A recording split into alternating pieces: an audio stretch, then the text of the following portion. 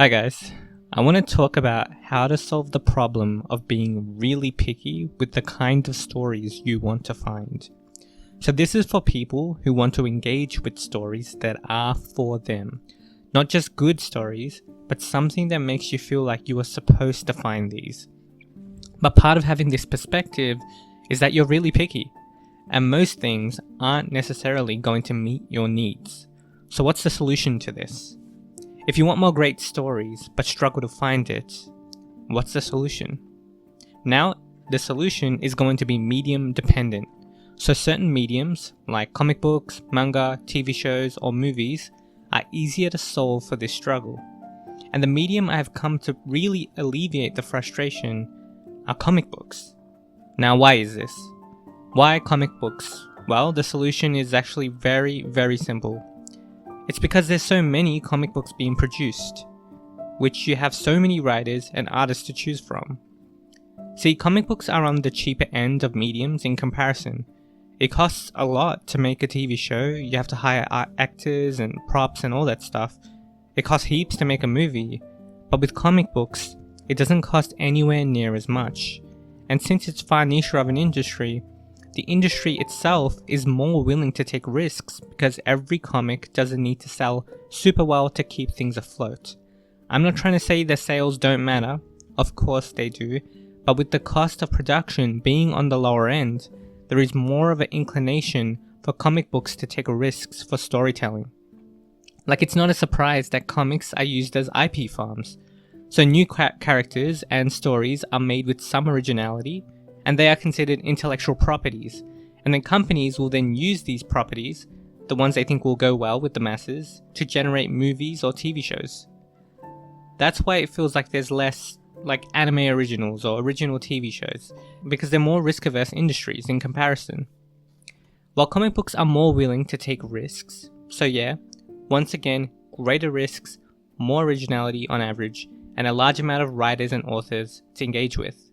Like currently, Marvel and DC have a total of around 140 series right now. And if you add indie comics, I think it jumps to like 300 to 400, so some absurd number. So there is a lot of production. And with so many writers and artists, you're bound to find something you like. Now for some people, the sheer number can be frustrating because it's difficult to discern what to engage with. But that's not who this video is for. Once again, this is for people who are extremely picky and want to find things that resonate with them. And so the sheer number won't affect you. Why? Because anyone who is really picky will have an idea of what they like and what they don't, very clearly, because they are constantly saying no to things.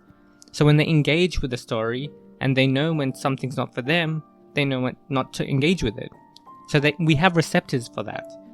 Something that has been developed over time, and that's where the actual suffering comes from as well. Because sometimes when those receptors are so in tune with it, you're like, how do I find the things? Like, I keep saying no to things.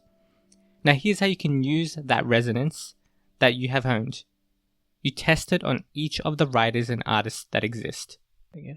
There'll be a preview of a series done by an artist and writer. These previews tend to exist for all submissions. The ones that are in comic book stores, so they're available there, you can just read them off the shelf. Now have a crack at maybe 3 to 4 pages. What does this impression give you? There should be like a specific feeling that you get as you read it.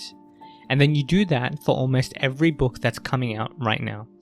And after a while, you'll get an idea of which writers and artists you like and which artists and writers you don't. And yes, I mean every single series. You can do that because you don't need to buy anything. You can just experience the previews. So that's all you really need to get a sense of the way they write. Now you might be thinking, is it enough to just read a preview to get a sense of someone's writing or art? Yes, it absolutely is. Especially for those who are on more of the picky side, because you'll feel frustrated or dissociated when a series isn't for you. Like, you'll feel that. And anyone who's really picky will understand what I'm talking about. These previews will be enough. Now rate the art and the writing for each of the series down. Like, this was a 7 out of 10, or this was an 8 out of 10, this was a 9 out of 10. Then as you keep going, you'll start noticing trends of the writer that you like and the artist that you like. because artists and writers have multiple series that they're working on, you'll be able to just look at what's current, and if they don't, you can jump into their past work and see and get a vibe and a feel for their type of writing and art from that. So I personally start off by assessing the writing first and foremost. The reason for this is because the big two, so DC and Marvel, have more rotating artists in a series, but the writer tends to not change. Either way, you'll notice a pattern on who you like. And I really want to emphasize that there is a feeling of ease when you find a writer that you enjoy. A real ease to the way the dialogue is written. A real ease to the way the characters talk to each other. Like, it will feel good just to read those previews. And you'll know what I'm talking about if you're picky. Like, the ease is key.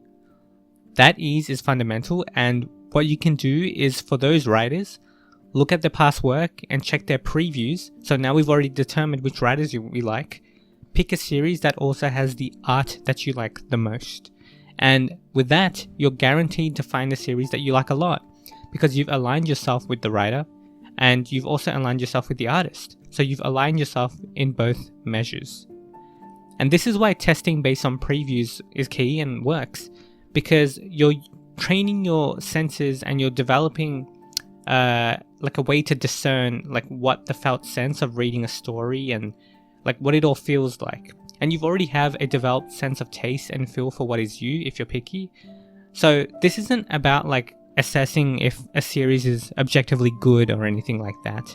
You're not really trying to be like, hey, give this a fair go. This is not what we're talking about here. Once again, this is about resonance. Full resonance between yourself and the writing and the art that you're engaging with. And all of this is possible because there's so many comic books. And when there's a heaps of comic books, there's heaps of options, which means heaps of writers and artists to test your resonance with. Now, all of this might seem excessive, but depending on the type of person that you are, and if you're really someone who's trying to find something that is for them, and you're really picky, the effort that you put in for this, even though it sounds like a lot, is completely worth it, because you will find some. And for anyone who doesn't really believe me that this kind of process will work, or that this is actually a solution for people who are picky, or for people who want that resonance intrinsically comes from kind of binding yourself to the people that are out there. So having a specific connection with a writer allows for greater resonance because that writer is consistent. Yeah, they might change their style every now and then, they might do some changes, but their fundamental voice, like there is an echo of something fundamental that comes from each individual, and there is an essential quality that is unchanging. Maybe on the outside, they might look like some changes, but generally, if they're really acting authentically and writing stories that are authentic to them, the dialogue and the way they pace things and all of that is key to that writer, right? There is a uniqueness and individuality, and you are sensing into that individuality as you read it. And that's why you only need a couple previews and stuff when you're like comparing and stuff, because no one really writes like each individual person. And it's the same thing with the artist. Personally, I find that getting my resonance with an artist is far quicker. I can just look at something and be like, I like this or I don't like this. You know? Like art, I feel like is a bit easier when it comes to that, while writing, you're really testing to see how like the dialogue flows within you. So I think this works. And I think if you're really looking for that resonance, I think you really need to check for that resonance between yourself and the writer, and between yourself and the artist, and the massive spread of artists and writers that are available for comic books allows you to find those things. So yeah, if you go through this process, this very intricate process, which is work, it might seem like a lot of work to someone, but I think it's really worth it. Just going through like each writer and just testing your resonance, and you'll eventually be able to find those nuggets that you're truly been searching for. All right, latest guys.